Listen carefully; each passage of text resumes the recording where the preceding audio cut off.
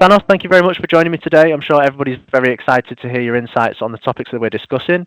Are you okay first just to introduce yourself, please? Of course. My name is Athanasios Perissakis. I'm from Greece, but for the past 12 years I live in Germany. I have about 25 years of experience. My background is electronics design, and in the last 10 years I have been having leadership positions at various levels. My current position is head of electronic hardware design in Mynaric, which is an aerospace company.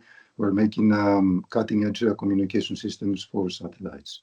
And I run the development team in electronics for Mynaric. Brilliant. Thank you very much. Lovely to meet you. The first question I've got for you today, Thanos, is how important have task force style teams been to your leadership journey? Okay. So they have been fundamental. They are not always applicable. They are mostly relevant in companies like my current employer, that is making a complicated system that has to draw on the knowledge of several disciplines in electronics, mechanics, simulation, optics, control systems, a lot of testing, quality, because we are going in space, so quality is important.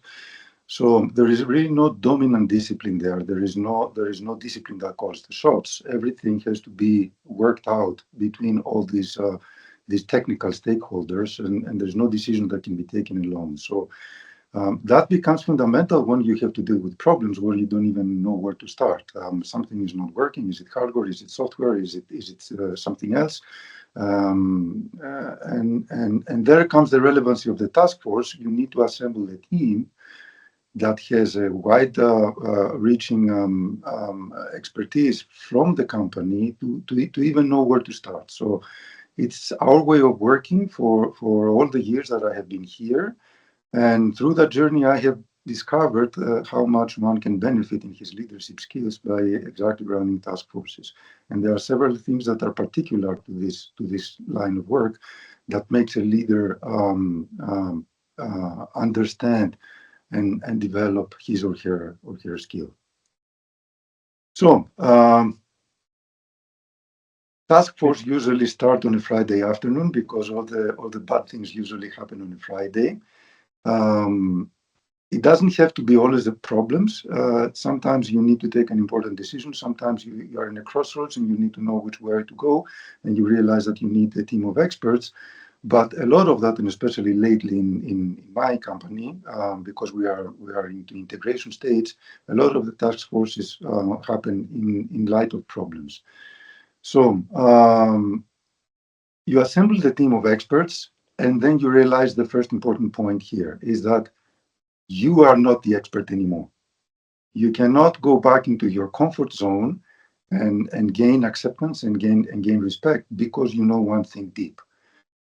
Basically, from a lot of the disciplines that are assembling, you don't even know what the heck is going on. You don't even know their technical language. Maybe you have only met the people in the hallway, but you never really directly work with each other. So you need to focus on your leadership skills. And actually, on a couple of times, I have attempted to also be the expert coming from my discipline, and I realized that is a mistake. So right now, I don't even do that. Even from electronics, I'm going to pick somebody from my team to represent electronics while I focus on leadership. You need to form the team. You need to manage the external stakeholders. You need to create a comfort zone for the task force to work. You need to do a lot of record keeping, understand what tasks, the relevancy of the tasks, keep communicating the target, praise the people that achieve, hold people accountable that they promise and they don't deliver, and communicate on the pure leadership aspect of it. That's one huge benefit from a task force. The second point is that you need to form a team. And again, it's team of people that maybe they don't even work together in normal circumstances. They just know each other from going to lunch together. And you need to do it fast because task forces are always under time pressure. Normally, a team goes through the stages of forming, storming, norming, performing. And I had the honor and I have been blessed to watch this process happen sometimes within a couple of days. So, as I said, problems always happen on Friday. So Monday morning, You you form the team, you call the experts, you work out with the project managers, you get the team in, you communicate the target. Okay, people, this is what we need to do. Monday afternoon, we are fighting with each other. We cannot find a way to work. We don't know what we're going to do. There is stress, there is emotion. Tuesday morning, we come back, we have slept over our differences, and then we realize that we need to start communicating and we need to find ways of working together. Otherwise, this is not going to go forward. And Tuesday afternoon, we are already at the performance stage. So watching that is like, it's a bliss. For a manager, it's like watching all this theoretical process going on in front of his or her eyes, and it never gets old. And it really happens in an organic way. You don't really have to force it. It's a natural progression of things. And what you need to do is to just make sure that boundaries are not exceeded, and that things are kept in check, and you make a productive actions to get it forward. The third point is that you need to run two of the most difficult meetings to moderate. This is the daily stand-up and the post-mortem. Those two meetings can be a podcast by themselves. So I'm not going to go into detail. What I'm going to say is that they are very difficult to moderate. They are fantastic tools if done properly. They are terrible if not done properly. So most of the research I have done is on the stand-up because I think it's a great tool. And I have looked up a few sources. I'm not going to go into detail here, but my advice is don't just go in thinking you can do it. Look up the sources, ask people, wonder about stuff. There is a ton of things that you can find on the web. There is past experiences. Learn how to run them, and they can be phenomenally effective. Problem is, if not run well, then they can be an obstacle. Okay, and the last point I want to say is that once you are done, then you got to do it all over again, because then the next problem comes. And then you got to do the process all over again. So repetition helps you understand it. And myself having run 5 or 6 times task forces just in the past year, you get to do it all over again, not repeat your mistakes, learn, become better and better and better. So I cannot recommend it highly enough. I think that for a leader, I actively seek my participation because I can see that my skill is really getting to the next level. Yeah, brilliant. Well, thank you Any very much. questions here? Yeah, and I was going to say, I think that sounds like a great situation, and I can imagine, the lesson that you would learn as a leader there being that, you've got to not be an expert and become a facilitator instead, as you say, and a moderator. But I suppose, what would you say are the key traits, an engineer that's partaking in one of those task forces would need in order to manage the situation effectively? Is the question for the engineer or for the manager? Yeah, for the engineer. Well, I think that the engineer needs to be involved in the design from the beginning, if possible. It's difficult to bring outside people, and I think that he needs to have expertise in his area. So in his role, expertise is actually important. Yeah. And we usually pick engineers that are at a certain level of understanding that they can dig deep. So they provide the expertise, and the manager provides something else. Okay, so at least there is a distinction in roles.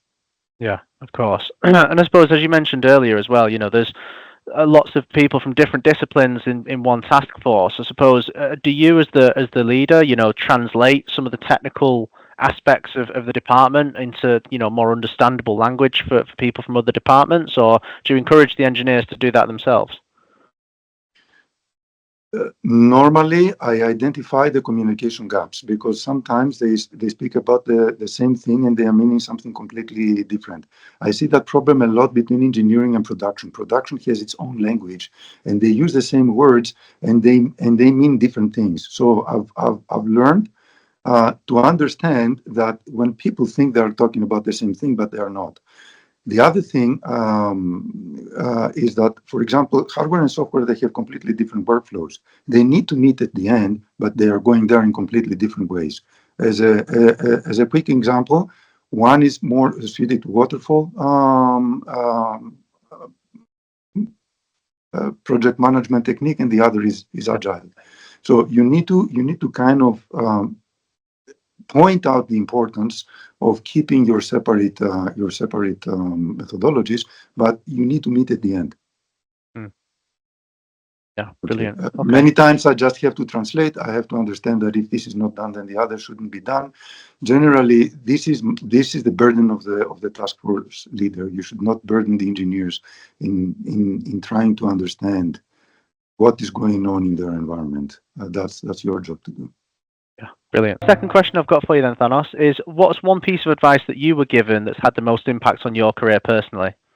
Okay, so that does not come from a mentor, and that does not even come from another manager. So I was having a beer with a friend many years ago, and at some point he tells me, "You know what I think, Thanos? I think that the manager is the person that does the obvious." So I didn't pay much attention back then, but that thing keeps coming back to my mind, and because I had the feeling there is a lot of wisdom behind it, but I just couldn't grasp it. So I think I came to terms in the later years, and I came to terms with that by looking at my blunders, because I've also done my share of blunders like anyone else, and the blunders are decisions that look pretty logical and pretty obvious when you do them, and they turn out to be the absolutely wrong decisions. So I was wondering, how do we fall into these traps? How do we blunder? I think what I came down to understand is that wrong decisions are wrong because of lack of what I will call situational awareness. You don't understand the context, you have not considered all the factors. So they seem pretty logical to you, but then there is that one thing that you didn't consider that makes the whole thing turn upside down. I think that the manager has to concentrate on getting that situational awareness. Managers have more time to collect information. They have better connections within the company. They have information from different sources, and they need to spend a lot of time collecting that information. And when you're faced with a situation and you have to decide A on B, if you have done your due diligence in understanding the whole context of that decision, then the decision is actually going to be pretty obvious. So I think that the teaching I got out of it is that once you have enough breadth of understanding and of knowledge about what is going on left and right that may or may not affect that decision, then that decision is actually becoming obvious. And the best decisions that I have ever taken were don't even feel like decisions, because it was such an obvious next step that I didn't really feel I was deciding. And what really made the difference is that I had been involved for a long time. I understood everything around it.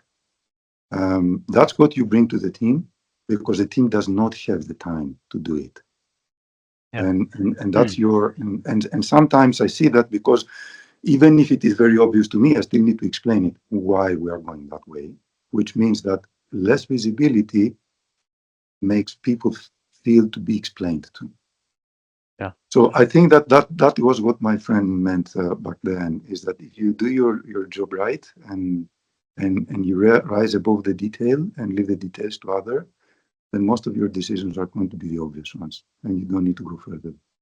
Yeah, yeah. As you say, a lot of wisdom in that comment. Although maybe not, maybe not meant it at the time. Maybe didn't realize how much wisdom was really I, in I it. don't But I don't even know if he remembers saying that. Actually, I have to call him one of these days. yeah, yeah, definitely. But I think it goes back to it, doesn't it? That qualification of a situation, and that clear line of communication. I think, especially when questioning Yeah, people, I think, as you say, if you're trying to gather as much information to become situationally aware, I think that effective and clear line of questioning, I think, is probably what's going to give you that, isn't it? Because I yeah, think being vague or leaving things open to interpretation, allows you to assume maybe conclusions and therefore make the wrong decision.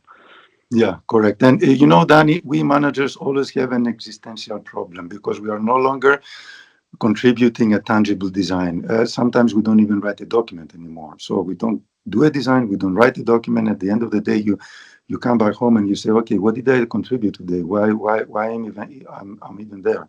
And it is moments like that that you understand that you spend your time productively in understanding and providing clarity, where you actually say, okay, that is my contribution, and that is really fundamental and very critical. But it is not coming in the form of having something to show at the end of the day. It comes in the form that when you are faced in the crossroads, you're going to do the right thing because of all the background you built up to that point that didn't even feel like productive work at that point. So that's really a relief for the manager, and it's kind of helping the manager solve that existential question that we always drag behind, especially us that we have been for many years designers before.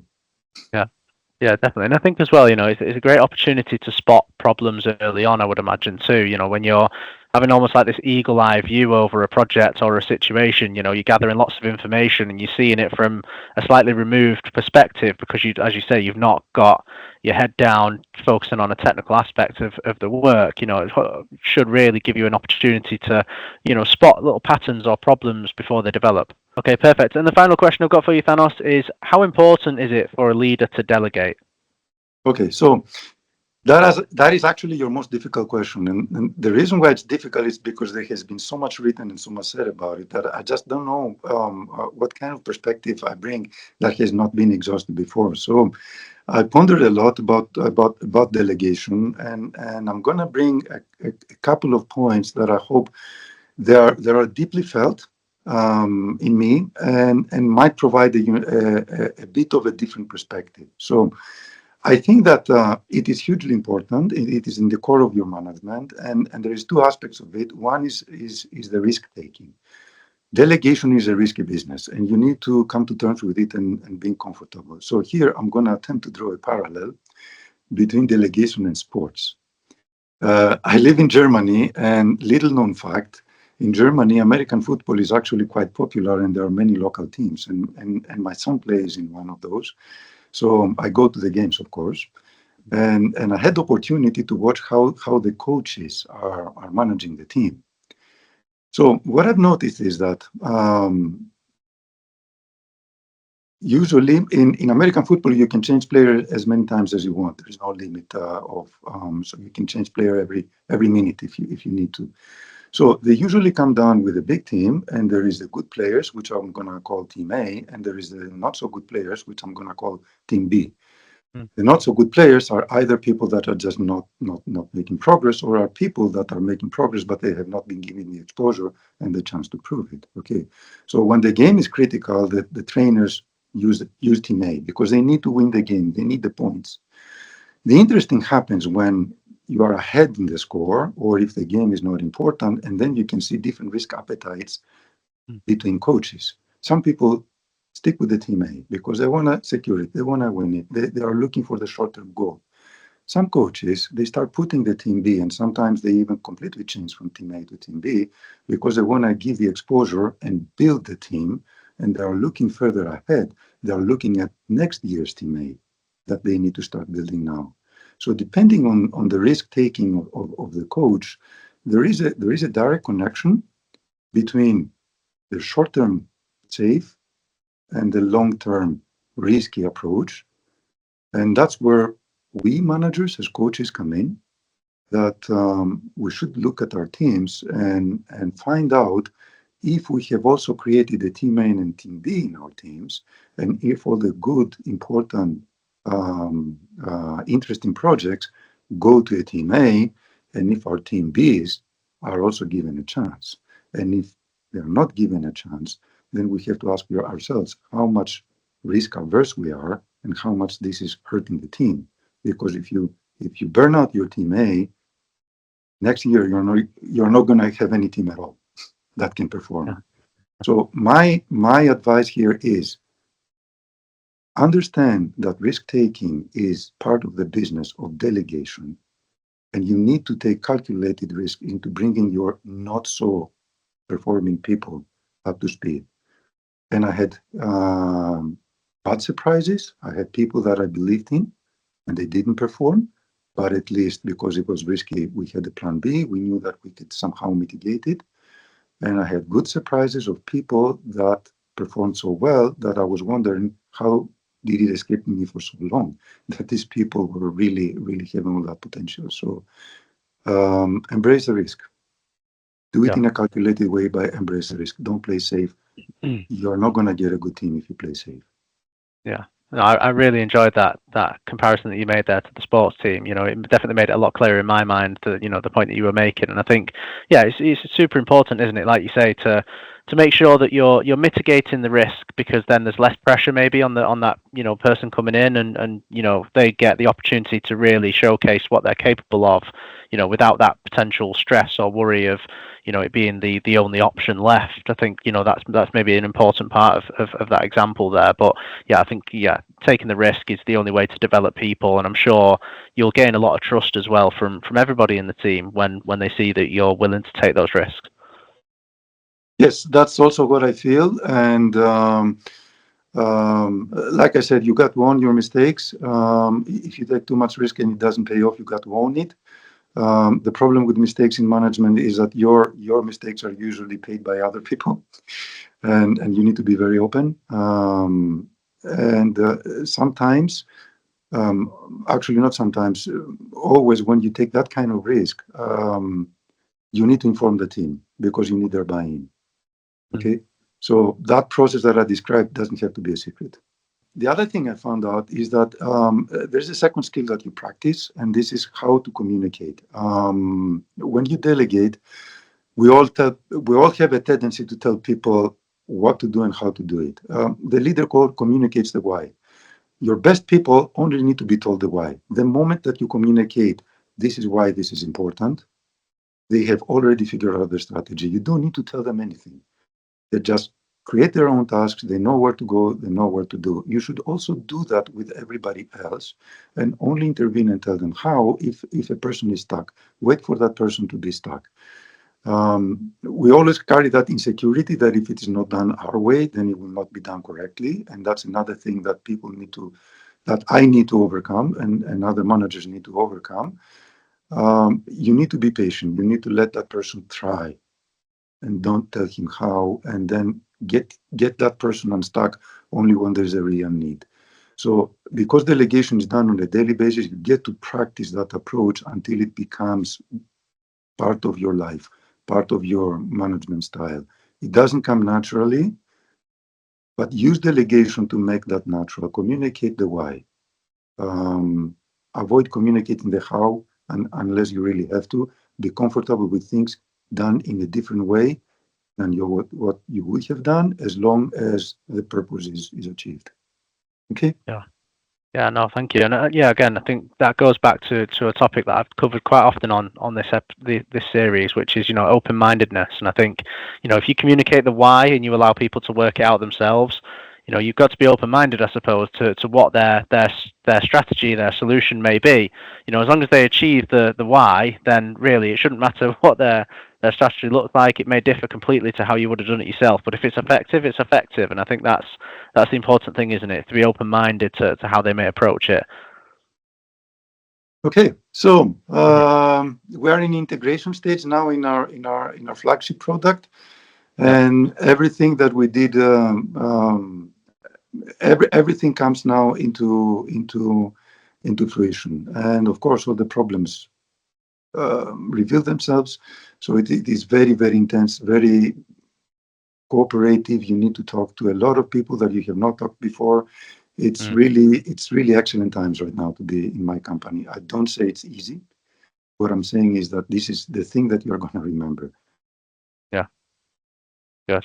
Brilliant. Thank you very much. Well, Thanos, it's been a pleasure. Thank you very much for your time. Okay. Nice to be here. Brilliant. Thank you so much for the opportunity.